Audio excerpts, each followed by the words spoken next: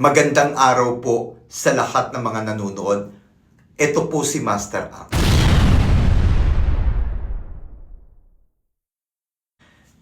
Today, may pag-uusapan po tayo patungkol po sa bahay. Marami po sa mga tao nagtataka kung bakit po minamalas ang bahay nyo. Di ho ba? Minsan tinatanong natin, bakit ba ang mga bahay natin malas? Bakit ba ang daming nangyayaring hindi maganda?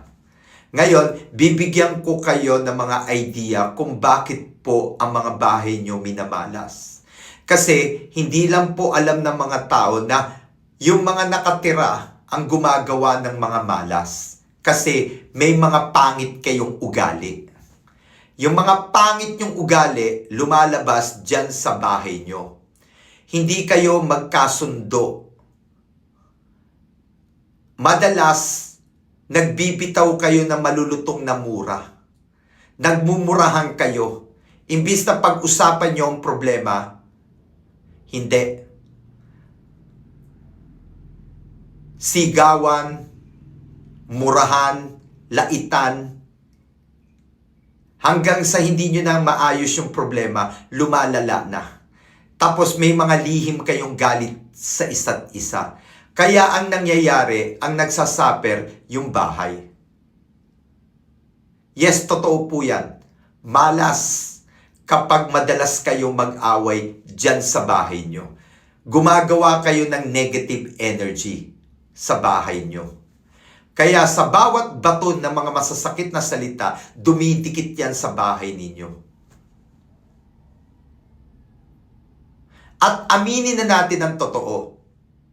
Kung minsan, may mga pangit na ugali ang mga nakatira dyan sa bahay nyo. Ako, kung tatanungin nyo ako, anong paraan para mawala ang mga negative sa bahay? Dapat paalisin ang mga tao na gumagawa ng gulo at naglilikha ng negative sa bahay nyo. Pag hindi nyo na kaya, paalisin nyo na. Pabalikin nyo na lang kapag okay na ang mga ugali nila. Kailangan paminsan-minsan turuan nyo ng leksyon kasi ang naapektuhan dito yung bahay. Kung gusto nyo talaga na maging maswerte ang bahay nyo, pumili kayo ng mga taong titira sa bahay nyo. Yung mga pangit ang ugali, palayasin nyo. Yung mga hindi sumusunod sa mga gusto ng mga may-ari ng bahay, o di kaya, let's say, tayong lahat nagtatrabaho tapos may mga taong nakatira sa bahay na ayaw magtrabaho kung ano-anong mga ginawang kalokohan na nagdudulot ng problema sa bahay. Kung kailangan paalisin nyo. Para nang sa ganon, hindi nagne-negative yung bahay nyo.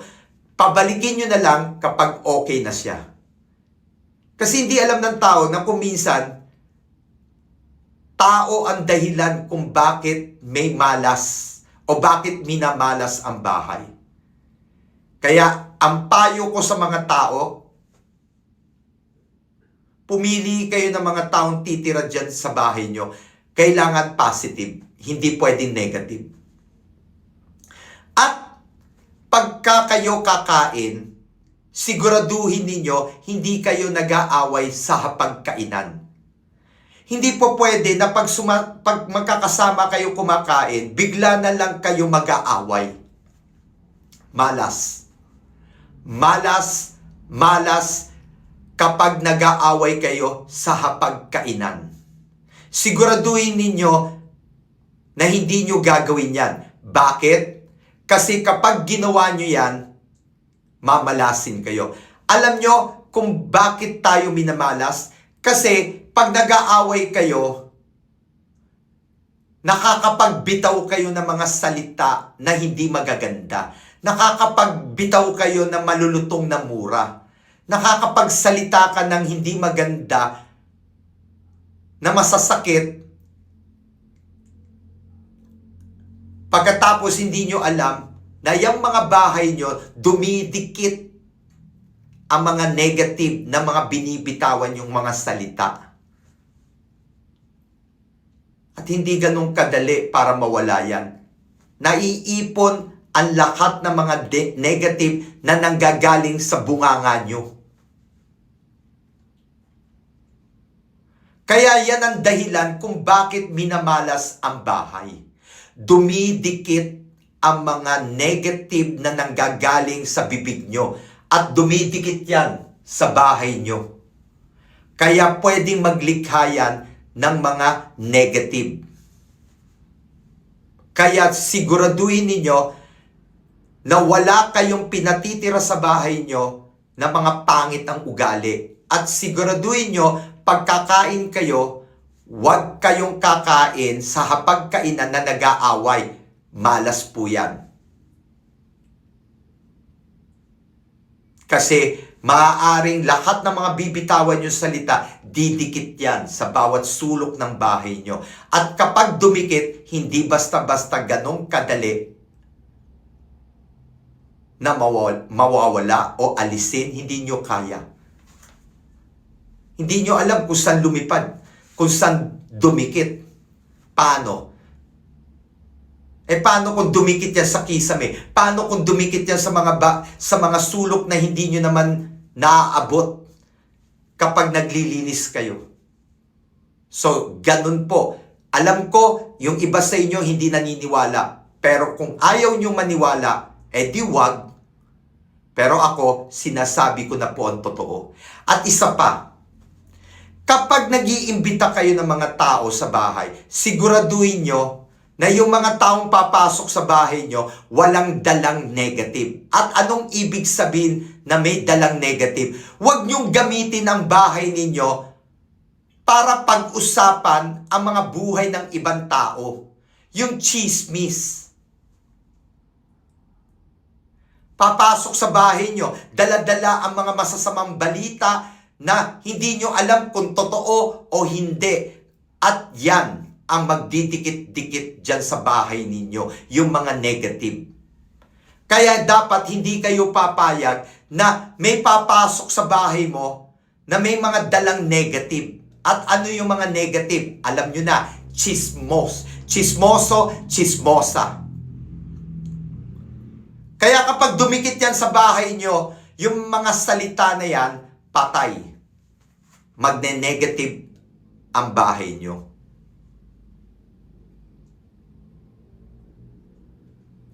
May isa pa. Huwag kayong magpapapasok ng mga tao na umuutang. Gustong umutang. Huwag. Kasi, minsan pag pinapasok nyo yung mga tao at may balak na umutang tapos tinanggihan nyo, nag-iiwan sila ng mga salita na hindi nyo naririnig. Minsan, mag-iiwan sila ng mga palipad na salita na maaaring dumikit sa bahay nyo. Kaya hanggang maaari, huwag kayong magpapapasok ng mga taong uutang sa bahay nyo. Kasi yung mga taong uutang, kapag hindi pinagbigyan, masama ang loob. Baka may masabi at may dumikit dyan sa bahay nyo. At huwag nyong gagamitin ang bahay nyo na pupunta sa bahay nyo mag-iinuman tapos biglang mag-aaway-away, hindi magkasundo dahil lang sa may mga biruan, may mga salita na yun ang nagdulot ng away. Tapos kung ano-ano na mga nasabi, maaari maapektuhan po ang bahay. Kasi kadalasan po, di ba, pag nagiinuman, bigla nag-aaway, tapos may mga nabibitawang salita, tapos nasa loob kayo ng bahay, didikit yan sa bahay nyo. Totoo po yan. At bawal po na nagsasalita kayo ng mga kamatayan, yung mga patay-patay. O di kaya sasabihin mo, mamatay na si ganito, may nabitawang ka na salita na nagwi-wish ka na mamatay na yung kaaway mo, sana mamatay na yung kamag-anak ko. No. Bawal. Sa'yo babalik. Wala ka sa tamang lugar para magbitaw ng mga negative na salita. Dahil maniwala ka sa akin. kapag nasa loob ka ng bahay at nagwi-wish ka ng negative sa ibang tao, sa iyo babalik. Kaya dapat iwasan ninyo na nagbibitaw kayo ng mga salita na hindi maganda kasi nasa loob ka ng bahay mo. At huwag kang nagwi-wish ng pangit sa ibang tao kapag nasa loob ka ng bahay mo. Wala ka sa tamang lugar. Bahay mo yan. Mali. Mali. Na may ginagawa ka na hindi maganda sa kapwa mo kasi nandyan ka sa loob ng bahay mo. Huwag kang gumawa ng mga negative na maaari sa iyo babalik. Tandaan nyo, hindi maganda na may sinasabi kang hindi maganda sa kapwa mo kapag nasa loob ka ng bahay mo. Irespeto mo ang bahay mo. Kapag hindi mo nirespeto ang bahay mo, maniwala kayo. Mamalasin kayo. Kasi marami sa tao hindi nirerespeto ang bahay. Hindi. Kuminsan, marami kayong nagagawang mali kapag nasa loob kayo ng bahay nyo. Totoo yan. Kaya kung bakit minamalas tayo, bakit nagiging negative ang bahay natin? Kasi tayo may gawa. Kasi hindi tayo marunong rumispeto sa bahay natin. Imbis na gumawa tayo ng positive, puro negative ang dinadala nyo sa bahay nyo. Kaya kung dumikit-dikit-dikit na sa bahay ninyo ang lahat ng mga negative na dinala nyo sa bahay nyo. Kaya nagtataka kayo, bakit mailap ang swerte? Bakit hindi sinuswerte ang bahay nyo? Bakit ang dami nagkakasakit? Bakit mabilis ang labas ng pera? Bakit ang daming dumarating na pagsubok? Bakit ang dami-dami nagkakasakit?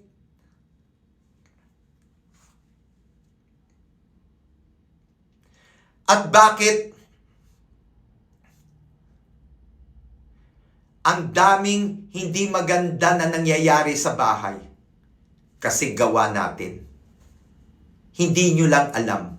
Kasi bakit? Ang pagkakalam nyo sa bahay, bahay. Magagawa ko ang gusto ko, pwede ko sabihin lahat ang gusto ko, pero ang totoo, hindi nyo nire-respeto ang bahay nyo. Kaya yung bahay, sila din ang gagawa ng mga negative para pagbayaran mo ang lahat ng ginagawa mo dito sa bahay mo. At sa maniwala ka o hindi,